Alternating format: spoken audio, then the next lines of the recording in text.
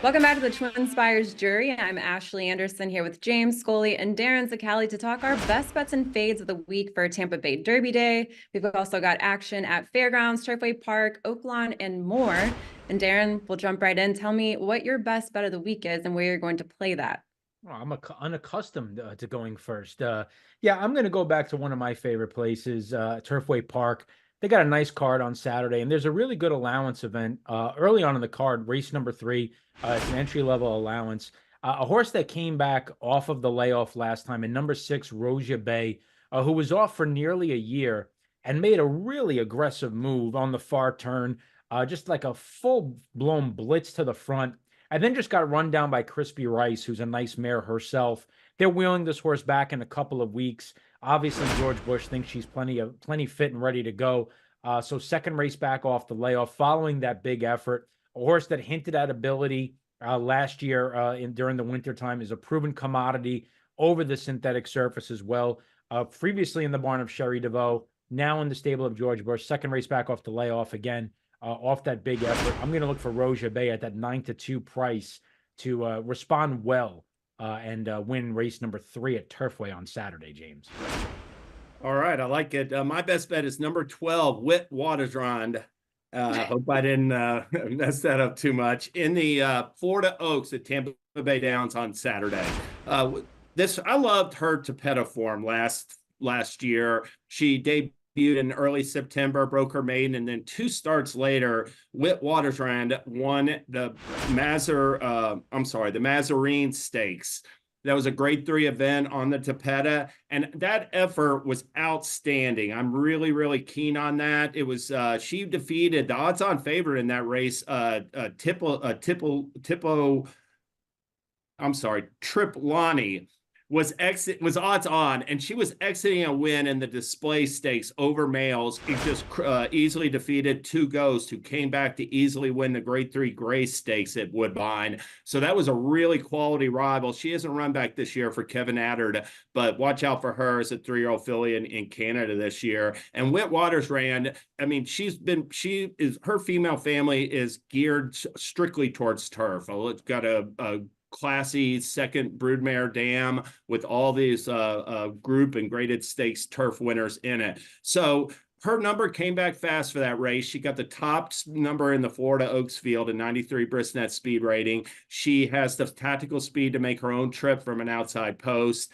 And I really just think that she's going to move forward off. I thought that Mark Casse used the forward gal. He gave her an opportunity to run on dirt last time. She broke slowly in that, but I'm going to throw that race out completely. All it did was add fitness, and I'll look for Witwatersrand to run a huge race, switching to turf in the Florida Oaks, Ashley. You had it tough this week with the pronunciations. Just a fun fact. We talked about this before we recorded. This is actually a name in Afrikaans, I believe is how you say it. It's actually, Darin, you have it better than I do, so you say it. Witwatersrand. There you go. Yeah, South African basin where I think it says the world's largest gold reserve is. So, which actually makes this horse pretty astutely named, being a granddaughter of Medaglia d'Oro. So that they actually got pretty clever with the pronunciation. So James was brave with the name of the horse, and I also think brave with the pick, and just that this race for me, it was really, really tough. I'm a big fan of Austere, who's in here as well, who ran well in the Breeders' Cup Juvenile Filly Turf, and a few others in here. Weigh the risks for Chad Brown. I mean, I thought any one of 5 or 6 could win this race. So kudos to James for taking a stand in a tough spot. I also like number 5, Wakasu, another fun name in there, coming off a 3rd in the Ginger Brew Stakes. So a lot of interesting runners and interesting names. So good luck if you're out there trying to pronounce any of them. Good luck to Jason Beam calling the race as well. Right. Well, I'm going to take it to Fairgrounds for my best bet, and I'm going with number 7, Pursuit of Liberty at 8-1. Now, I've done this the last couple of weeks. This is a winter money back race where you can get up to $10 back on your win bet if your horse finishes 2nd or 3rd. And I've got an 8-1 price here. It's a Brad Cox runner who just won an allowance optional claimer on the turf at Fairgrounds. It was her first career start on turf. She got an 82 Brisnet speed figure, a few points below the par winning speed figure for 1 mile turf events at Fairgrounds, but she's coming off a layoff, put in some pretty good works, and she's got Florent Giroux aboard, who's a 26% winner this meet and 3 for 5 the last 7 days. Now, Pursuit of Liberty also has a stablemate. I was kind of surprised. The stablemate's a 5-1 choice, but 0 for 3 on turf. So I'm going to look to this runner instead, hoping that stablemate takes some money, but also the morning line favorite, Pink Polka Dots, is 9 to 5 on the morning line, 2 for 2 for her career, but drew the far outside, the lone true pace setter in the field. And Pursuit of Liberty likes to sit just off the pace and had a good late kick last out. So I'm going with that 8-1 upset with the winter money back as well. Yeah, that's the key with Pink Polka Dots. At some point, somebody's got to run with her early. She just keeps getting in these spots that there's just very little other speed signed on. And she's been allowed to, I mean, she's very quick, don't get me wrong, but she's been allowed to go around the track in a canter. I mean, when you go to the front and 48-2 and 114 going a mile and a 16th on the turf, and you're a quality animal, the race is over. I'm curious to see what happens when somebody finally throws some speed at her. Hopefully, for your sake, it comes in this spot. Yeah, I hope so. Let's talk about the horses we're fading at a short price. James, who do you have? I'm going to fade number 7, No More Time, the favorite in the Tampa Bay Derby. And I just think No More Time took advantage of favorable circumstances last time. Ashley and Darin, he broke from an inside post with Paco Lopez, who isn't on him again on Saturday. He's got a new jockey in Javier Castellano. And No More Time broke on top, was hustled to the lead. He took token pressure from a pair of rivals that one of them quit midway on the far turn and the other one was done by the top of the stretch. And that just left him on this loose and lonely lead out there. I really thought Agate Road, who ran second, if he had broke better and had been able to sit a little closer, he would have beat him because he was really reducing the distance. It looked like No More Time was getting tired late. And that race came back slow. It got a 93 Brisnet speed rating. So I just think it's not the strongest field, but I do think that there is other speed entered, and I won't be surprised. I expect actually No More Time to be sitting second or third, really being drawn in post 7, and I think he'll prove vulnerable at short odds. Darin, who do you have? Yeah, I almost picked Domestic Product as my best bet in the Tampa Bay Derby. Second race back off the layoff, a horse that's proven around 2 turns when he broke his maiden at Aqueduct. Agree with everything you said there. I think it's a good fade.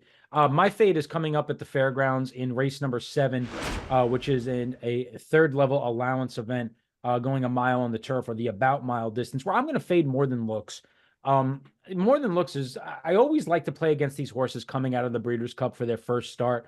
Been on the sidelines now for the better parts of 4 months for Sherry DeVoe. She wins at about an 18% clip off this type of a layoff.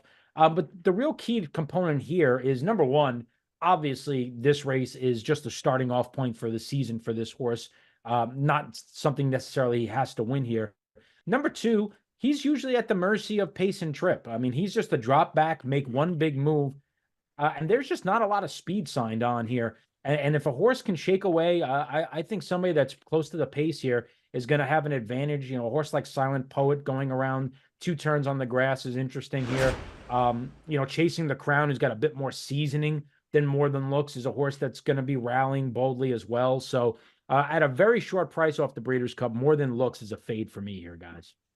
And I'll say that you know, one thing also is that there's the potential for rain on Friday evening, and I think that would enhance your chances of beating More Than Looks, because as somebody who liked him in the Breeders' Cup Mile last year where he got beat 2 lengths, I know he runs his best races on firm ground. You can look on his last 5 or 6 turf starts, his only setbacks other than the Breeders' Cup Mile came on turf that had give to it. So that might be another factor why he might not come back with his best.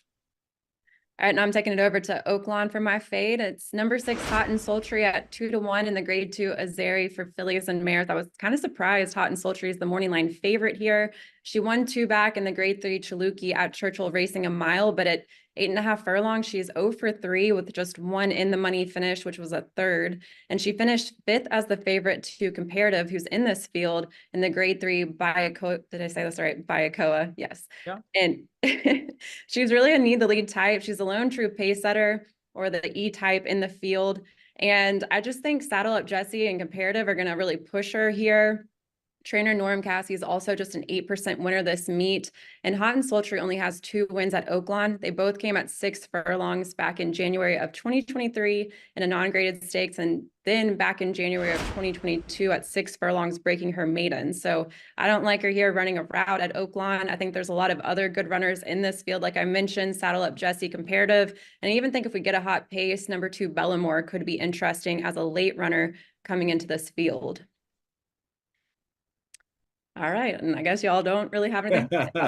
I agree. I think it's a very competitive field. I wouldn't want to take a short price on anybody. I think it's a good race to go value shopping for all the reasons you said. All right, before we move on to what we're going to be watching this weekend, Darin, what promos do we have at TwinSpires? Well, we continue on the trail to the Kentucky Derby. So the road to the Kentucky Derby profit boost continues and makes a stop in Oldsmar, Florida for the Tampa Bay Derby card this particular Saturday. Now, remember, it's not just the Derby prep race. It's every race on the card, a 15% profit boost up to a cap of $25 on win, exacta, trifecta, and superfecta wagers. So be sure to be opted in and taking part in the road to the Derby profit boost. Once again, this weekend, we have the $10 money back, winter money back again coming up Friday, Gulfstream Park, race number 5, Saturday, the Fairgrounds, race number 9, and Sunday at Gulfstream, race number 2 are the scheduled races for this particular weekend. So be sure to be opted in for our winter money back as well. And Friday night at Turfway Park, we've got a 15% win bonus. That is on every single horse win wager every Friday throughout the month of March. 15% bonus up to a $25 cap. So if you're betting Turfway on Fridays, be sure to be opted in to get that extra 15% boost on your winning win wager. Got a lot going on. And I'll stick with you, Darin. Tell us what else you're watching for this weekend. Yeah, one of the races on the card at Aqueduct caught my attention. It's the Correction Stakes, where if you haven't been watching the Aqueduct races in the winter, you probably don't know much about Hot Fudge. But she's been on a tear up there, and she's coming into this off of 4 consecutive victories, a couple of consecutive stakes victories. She's beaten next out stakes winners in the process. And she's kind of just picking apart this winter stake season at Aqueduct. She's going to be a short price favorite again on Saturday. She comes out of that and does well. She's likely to go to the Grade 3 Distaff on the first weekend of April at Aqueduct. And this is a potential runner that we could maybe even see make an appearance at Churchill Downs on Derby Day in the Derby City Distaff if she continues to ascend the ladder. Now, she's only won some listed stakes, so winning a Grade 1, of course, is a big step forward in just a couple of months. But at some point, if she continues to beat these fields and beat quality fields at that, they're going to have to start to move this filly up. And I think the Grade 3 Distaff is probably the next assignment because she's going to be somewhere in the neighborhood of 3 to 5 here on Saturday. I do think Hot Fudge is a cool story because she missed the entire 2022 season. I mean, came back from a 14-month layoff early last year and didn't skip a beat. And in fact, she just kept moving forward after returning from that long layoff. Now, her speed ratings need to increase a little bit, but she still has that potential to do so. And like you said, she lays over that correction field. It looks like, Ashley. My what else is I'm going to mention Saturday's Beholder Mile at Santa Anita. This is a race, Grade 1 race, and it has a Dare Manor, the presumptive favorite for Bob Baffert. She reeled off 4 graded stakes wins last year, but she is coming back from a disappointing 7th, where she was never a factor in the Breeders' Cup Distaff. And I do think that the competition is a little bit deeper than she was facing in those Santa Anita and Del Mar stakes last year. I'll reference Top Pletcher is shipping in a pair, and one of those is well-known filly, Interstate Daydream. She's a multiple graded stakes winner, sold for $1.4 million at Fasig, tipped in November last year. This will be her first start for Rapoli and Pletcher. But I'm intrigued by Pletcher's other runner, number 3, Green Up. And this is a filly that she only ran once. She didn't unrace at 2, only ran once at 3. Came back last year from a huge layoff and just ran lights out. Won 4 straight races, including a pair of stakes by convincing margins. She did run 4th in the Grade 1 Cotillion and 3rd in the Grade 2 Double Dog Dare. But I thought those experiences benefited from her. She gained valuable seasoning. And I like the way she went out last year with that win in the Pumpkin Pie Stakes at Aqueduct. Got a triple-digit speed rating. Green Up looks like a mare to me that will continue to move forward in her second year back from that long layoff. And I give her a chance to run well with triple digit speed ratings to her credit in the Beholder Mile, Ashley. And I've got a race with fillies and mares as well. It's the Grade 2 Hillsborough on the undercard for the Tampa Bay Derby. And it's a competitive field as well. 2 Chad Brown runners, Fluffy Socks. And then we've got New York Stakes winner Market Segmentation. The morning line wasn't out yet, so I'm not sure who the morning line favorite is, but I'd probably lean Market Segmentation here if I'm going to Chad Brown runner. But there's 2 other runners in this field. They're both European shippers that have now had a couple of starts in the U.S. You've got Elusive Princess making her 3rd U.S. start for Arnaud de la Cour, and then Star Fortress, who had a huge U.S. debut at Churchill Downs. I think it was Thanksgiving Day, won the Cardinal Stakes by 10 lengths, and then disappointed in the Pegasus World Cup filly and mare turf, was checked pretty hard in the first turn, and then for heading into the stretch, she was bumped as well. So I'm hoping she can bounce back here. She's also picking up Tyler Gaffleone, who's 3 for 7 this meet. So I'm going to look to beat Chad Brown in this race, which is going to be hard, but I think maybe I can get something from Star Fortress this time around. I think she's got a chance. You know, I mean, that race in the Cardinal was just brilliant. And granted, she had a rough trip in the Pegasus World Cup filly and mare turf. That was a really good field. But second start back, I won't be surprised to see her run a lot better. Also stretching back out to a mile and 1/8. That's a loaded race too. I think you could argue that that's probably the best race on the card in terms of just the sheer talent from top to bottom. You've got Grade 1, Group 1 talent in there. Elusive Princess, who ran in the Grade 1 QE2 last year at Keeneland, was only beaten 2.5 lengths that day by Maj. She was a big winner up at Saratoga over soft ground. You got a couple of Grade 1 winners in the field. Market Segmentation, of course, the winner of the New York, who we haven't seen since the Diana. My guess is you're going to hear a lot of noise from some of these fillies and mares as the season goes on, because this race, it's a Grade 2, but it's got Grade 1 caliber potential and Grade 1 caliber talent in it. It's going to be a good one. Well, that's all that we have today for the TwinSpires Jury. Check out those promos at twinspires.com or the TwinSpires app, and we'll be back next Thursday with more best bets and fades.